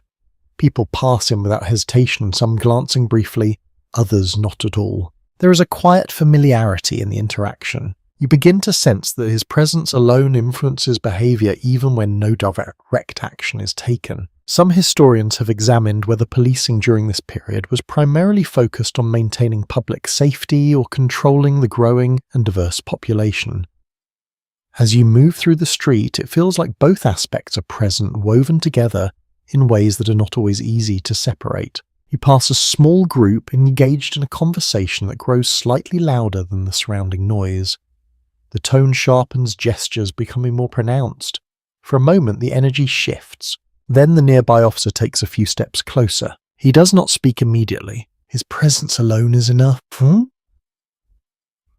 conversation softens, the gestures settle, and the moment passes without escalation. You continue walking, carrying that observation with you. Order here is not always enforced through action. Sometimes it is maintained through awareness. A child runs past their movement, quick and unrestrained, weaving through the more structured patterns of adult motion. The officer glances briefly in their direction, then returns his attention to the broader flow. There is a balance. Not everything is controlled. Not everything needs to be. You move along the street, noticing how certain areas feel more regulated than others. Near intersections, the presence of authority is more visible. In quieter stretches, it fades into the background. The city breathes in these shifts. You pass a building where a small crowd has gathered their attention, focused on something just out of view. The tone is curious, not tense. People lean slightly forward, trying to catch a glimpse. An officer stands nearby, his posture calm, his role clearly defined. He watches. You do not linger long enough to see what has drawn the crowd, but you understand the pattern. Curiosity gathers people. Presence keeps it contained. An intriguing detail often mentioned in accounts of the time is that police officers were expected to know the neighborhoods they patrolled, building familiarity with the people and the rhythms of the area. You can see hints of that here in the way interactions feel measured rather than abrupt. You continue on. The street widens slightly, and the movement becomes more fluid again. The presence of authority remains, but it is less concentrated, more dispersed. You begin to notice how your own behavior has adjusted. Your steps align more naturally with the flow. Your attention shifts between the path ahead and the movement around you. Without realizing it, you have adapted. You pass another intersection, this one less crowded, though still active. An officer stands to the side, his posture relaxed but attentive. He exchanges a brief nod with someone passing by, a small gesture that suggests recognition. The interaction is simple, but it carries meaning. You continue walking the city, unfolding ahead of you in its layered complexity. Order and movement, structure and spontaneity, all existing together, shaping the way people move through the space. And as you take another step forward, then another, you carry with you a growing awareness of how these unseen systems guide the flow, not by stopping it, but by gently shaping its direction. You continue walking, and without any clear signal, the quality of the light begins to change. It softens first, losing some of its sharpness as it settles against the buildings. Shadows stretch longer across the street, reaching toward one another, until they begin to overlap. The day is shifting. You feel it before you fully see it. The movement around you adjusts almost immediately. Not slower, not yet, but different. The urgency that shaped the early hours loosened slightly, replaced by something more measured, more deliberate. A commonly recognized aspect of city life at the time is that nightfall brought a noticeable shift in behavior, as reduced visibility influenced how people moved, interacted, and perceived their surroundings. You sense that transition now unfolding gradually rather than all at once. You step forward, your pace steady, your attention sharpening in small ways. The sounds change. They do not disappear, but they separate more clearly. Individual noises stand out where before they blended together. A distant door closing, the uneven rhythm of footsteps approaching then passing, the faint call of a vendor packing up for the day. You pass a row of shops where activity is beginning to wind down. A man pulls a wooden shutter across a window, the motion slow and practiced. Another gathers items from a display, placing them carefully into a crate. The gestures are routine, but they carry a sense of completion. An interesting detail, sometimes mentioned in accounts of the era, is that many businesses operated according to daylight closing earlier than what might feel familiar today due to limited artificial lighting. You can see that pattern here in the way spaces begin to dim even before the sun has fully set. You continue walking the street, gradually taking on a different tone. The light fades further, and with it the colours of the city soften. Edges blur slightly, shapes becoming less defined. The buildings that felt imposing in the daylight now seem quieter, their presence less sharp. A lamp flickers to life ahead. Then another. Small points of light appear along the street, each one steady but contained. They do not illuminate everything, only what stands close to them. The spaces between remain dim, creating a rhythm of light and shadow that you must learn to move through. A lesser known but fascinating detail is that street lighting at the time was often uneven, leaving many areas only partially lit. This created pockets of visibility surrounded by darker stretches, subtly shaping how people navigated the city after dusk. You step into one of those lit areas, then out again, your eyes adjusting with each transition. The air feels cooler now. You draw your coat slightly closer, noticing how the temperature settles more quickly once the sun disappears. The warmth of the day lingers in the stone and brick, but it fades steadily. You pass a group gathered near a doorway, their voices low, their posture relaxed. The tone of conversation has shifted, less hurried, more reflective, as if the day's demands have loosened their hold, allowing calms for something quieter to take their place. Some historians have explored whether nighttime in cities like New York was perceived as a time of freedom or of heightened caution. As you move through the dimming street, it feels like both interpretations exist side by side. The city softens, but it also becomes less predictable. A carriage moves past its sound, more pronounced now in the quieter air. The wheels roll steadily, the horse's steps measured. The driver guides it carefully, his attention focused on the path ahead where light and shadow alternate. You step aside, allowing it to pass. Further along, you notice how the presence of people changes. There are fewer of them now, though not so few as to feel empty. The spaces between individuals grow slightly wider, the flow less continuous. Each person becomes more distinct, their movements easier to follow. You become more aware of your own steps, the sound they make against the ground, the way they echo just slightly in the quieter air. A door opens nearby, releasing a brief burst of light and sound before closing again. The contrast is sharp, then gone. You continue walking, the moment fading quickly into the larger rhythm of the evening. You begin to notice how your senses adjust. Your eyes scan more carefully, your ears pick up smaller sounds. Your movements become a touch more deliberate, not out of fear, but out of instinct. The city asks it of you. You pass beneath another lamp, its light casting a soft circle on the ground. Within it, the details are clear. Outside it, less so. You step from one to the next, your path guided by these small islands of visibility. The pattern becomes familiar. Light, shadow, light again. You continue forward, the street stretching into the evening, its character shifting with each passing moment. And as you walk, you carry with you the quiet understanding that night does not stop the city. It transforms it. You continue through the dimming street, and as the evening settles, your awareness begins to stretch beyond the present moment. The city does not only change with the time of day, it shifts with the seasons as well, and traces of those changes linger in everything around you. You notice it in the air first. There is a faint edge to it now, a coolness that feels sharper than before. It brushes against your face and slips through the gaps in your clothing, subtle but persistent. You pull your coat a little closer, adjusting it without breaking your stride. A broadly recognized historical observation is that seasonal changes had a significant impact on daily life in early 20th century cities, affecting everything from work patterns to health and comfort.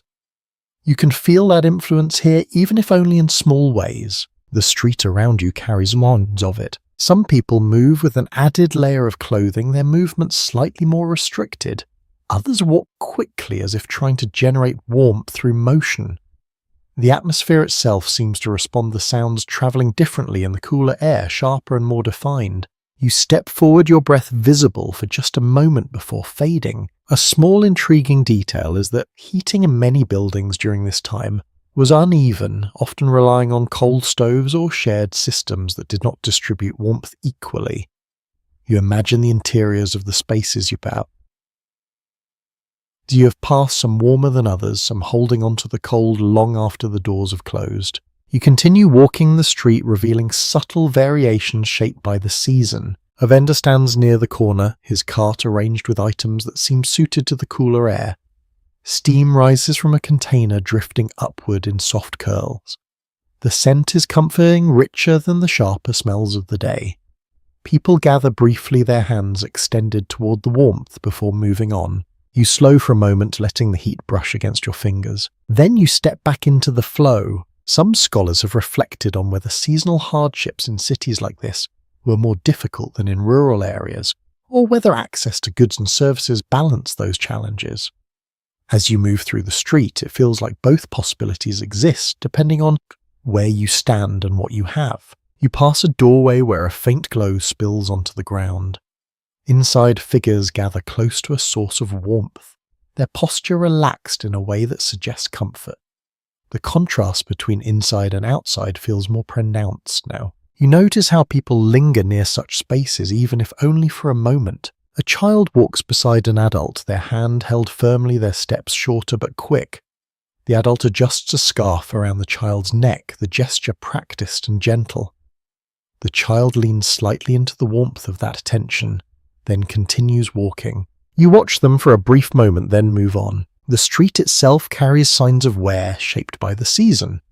Patches of dampness remain where water has settled their edges darker, their surfaces reflecting the dim light in uneven ways. You step carefully, your path guided by both sight and instinct. A horse passes its breath visible in the cooler air, rising in soft clouds that fade quickly. The sound of its hooves feels sharper now, each step more distinct against the quieter background. You notice how the city feels different in this temperature, more contained, more focused. You continue forward, your pace steady. A man stands near a building, rubbing his hands together briefly before placing them back into his pockets. His posture suggests familiarity with the cold, though not comfort.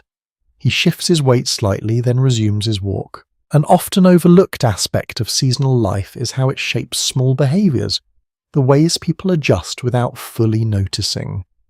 You begin to see those adjustments everywhere, in the way shoulders hunch slightly, in the way steps quicken, in the way people seek out light and warmth. You pass another vendor, this one packing up slowly, his movements deliberate. The day has ended for him, or nearly so. He gathers his items with care, ensuring nothing is left behind. The street grows quieter still. Not empty, but less full. You begin to hear the absence of certain sounds, the spaces between them widening. Your own footsteps feel more present. You continue walking the city, unfolding in this new rhythm, shaped by both time and season. And as you move through it, you carry a growing awareness of how these changes influence not only the environment, but the way people move, interact, and experience each moment. You take another step, then another, and the cool air settles gently around you as the evening deepens. You keep walking as the evening deepens, and gradually another kind of change begins to reveal itself. It is not tied to light or temperature this time, but to something quieter, something that hums beneath the surface of the city. Progress. You notice it first in the glow, not the soft, flickering light of lamps alone, but something steadier, more constant. Certain windows shine brighter than others, their light clearer, less wavering. It spills onto the street in defined shapes, cutting through the dimness with a kind of quiet confidence. A well-established fact about this period is that electricity was becoming increasingly common in New York by the early 20th century, though its presence was not yet universal. You can see that uneven distribution here, in the way some spaces are illuminated more fully than others. You pass beneath one of these brighter windows and glance inside. The light reveals details with a clarity you have not seen in other places. Objects stand out sharply. Movements are easier to follow. The room feels more open, even if it is not larger. You continue on, your attention drawn to the contrast. A small interesting detail is that early electric lighting was often considered a sign of modernity and progress, something that sets certain spaces apart from others, still relying on gas or oil.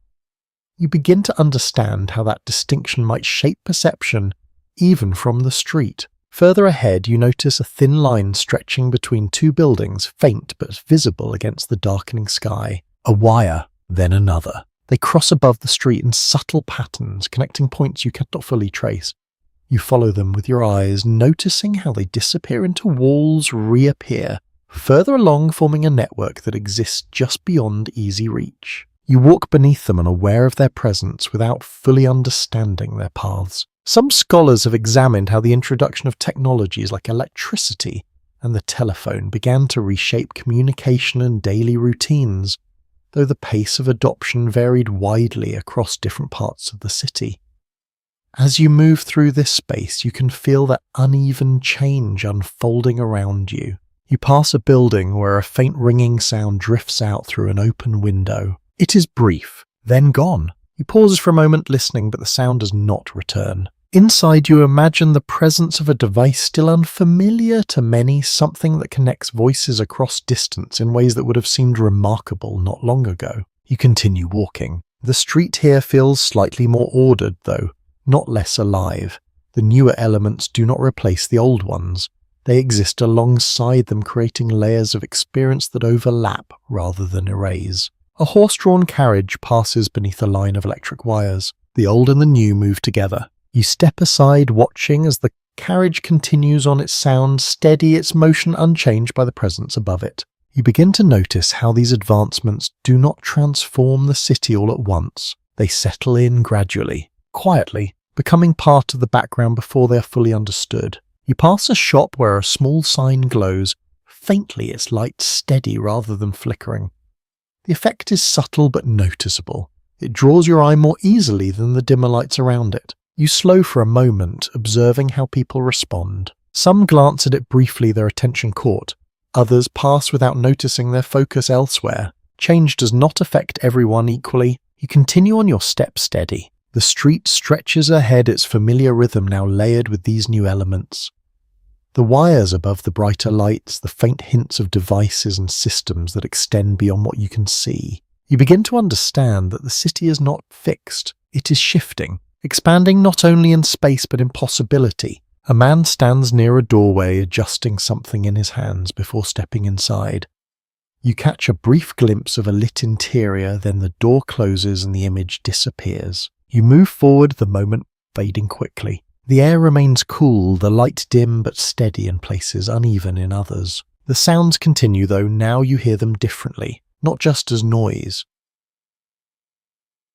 but as part of a system, a network of movement, of connection, of change that is still unfolding. You take another step, then another, and as you walk, you carry with you the quiet awareness that you are moving through a city in transition, where the familiar and the new exist side by side, shaping the experience in ways that are both subtle and profound. You continue through the evening, and by now the city feels both familiar and endlessly new. Each step carries a sense of recognition, yet each corner reveals something slightly different.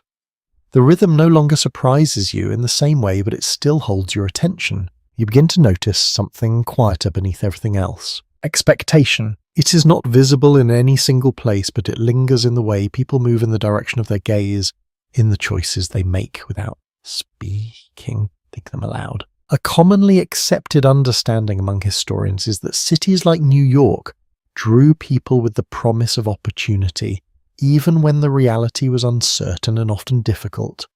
You can feel that promise here, though it is not presented openly. It exists in motion. A man walks past you carrying a worn case, his grip firm, his pace steady.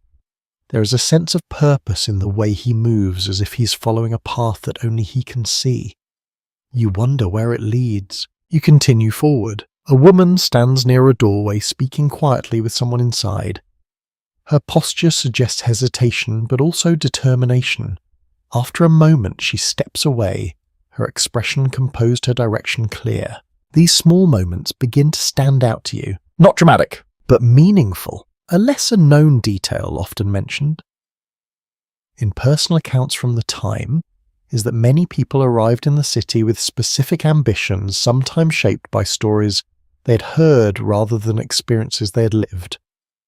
You imagine those stories now carried across oceans, passed from one person to another, growing slightly with each telling. You pass a group gathered near a corner, their conversation animated but focused.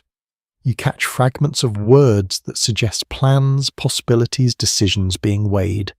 The tone is thoughtful even when the voice is raised. You move on though, the energy of that exchange lingers. Some scholars have reflected on whether the idea of opportunity in cities like New York was more myth than reality, or whether it functioned as a necessary belief that sustained people through difficult circumstances.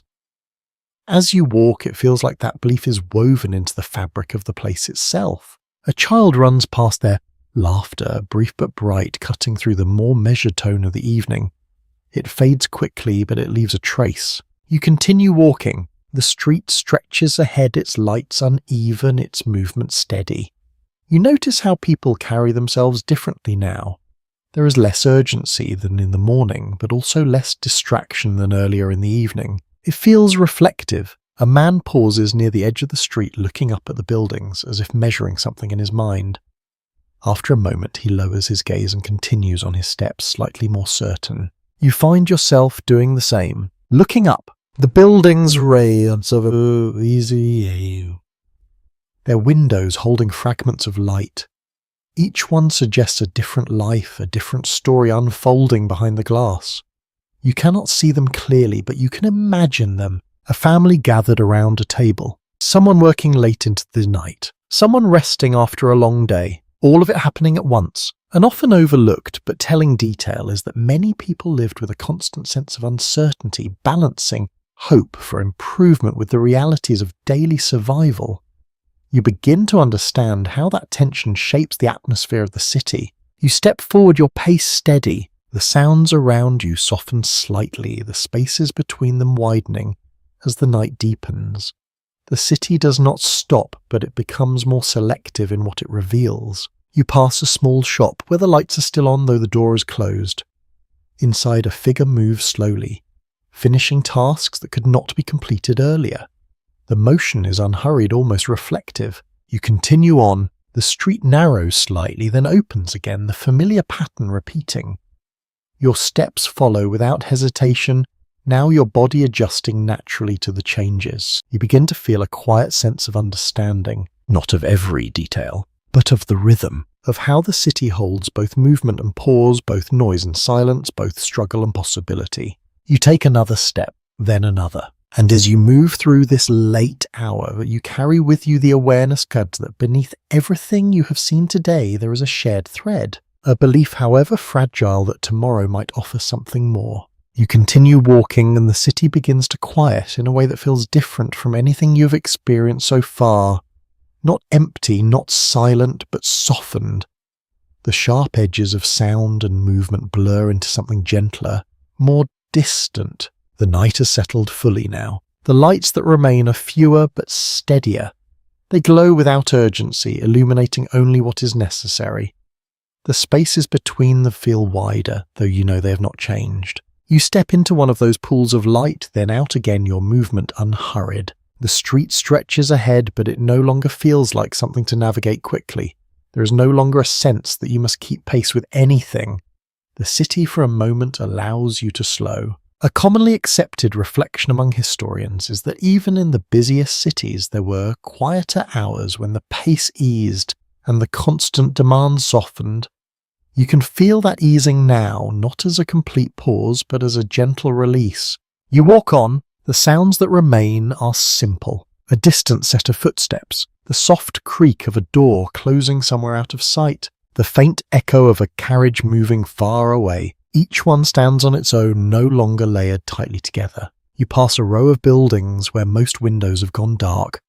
A few still hold light, their glow so warm and contained.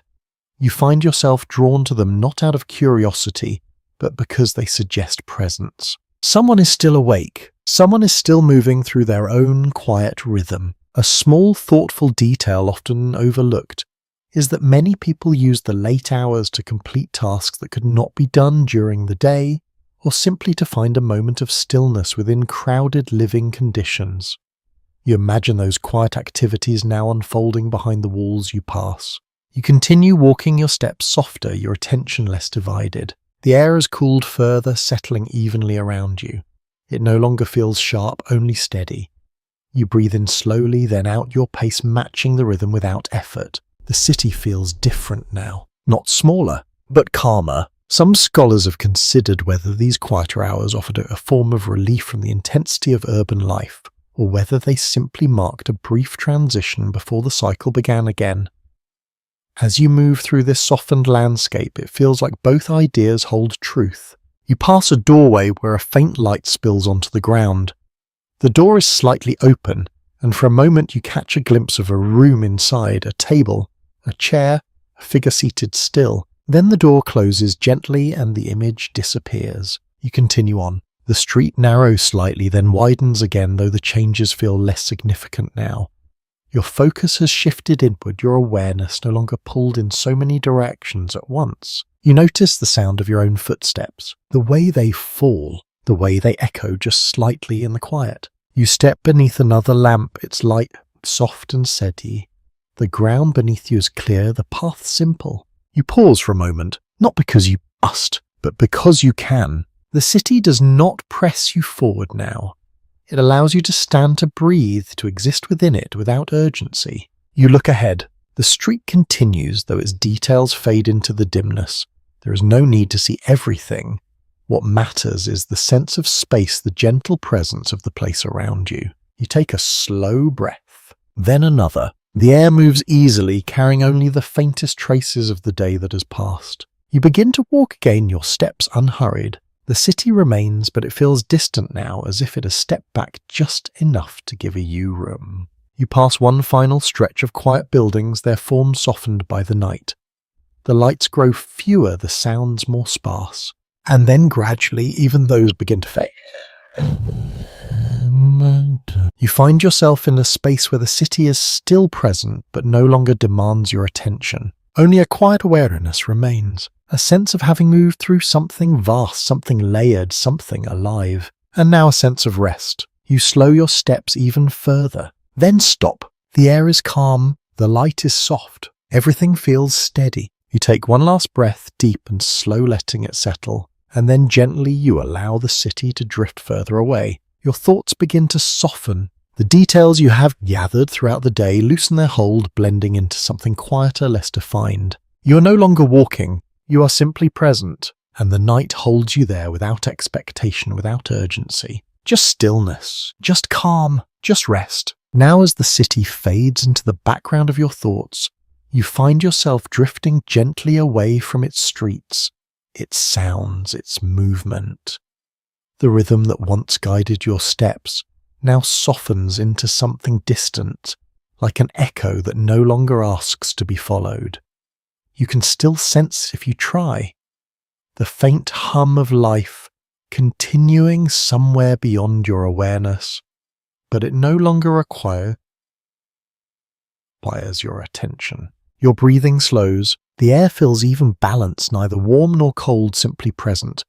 You no longer need to adjust to it, it surrounds you without effort. The images of the day begin to blur, the crowded streets, the shifting light, the voices and footsteps that once filled every moment. They soften now, losing their edges, becoming something quieter, something easier to hold without thinking. You let them pass. There is nothing more you need to follow, nothing more you need to understand. The city has given you what it had to offer, and now it allows you to step away from it. You feel the stillness settle more deeply. Your body grows heavier, not in a way that weighs you down, but in a way that anchors you gently in place. Each breath carries you further into that calm, further away from the movement you once traced so carefully. The night stretches around you wide and steady, and within it you find a quiet space that belongs only to you. No noise, no urgency, just a soft, steady calm that holds you without effort. You remain there for a moment, then another, letting the quiet deepen. And as your thoughts grow lighter, as the last traces of the city fade into something distant and gentle, you drift a little further, and a little further still, until there is only rest, sweet dreams,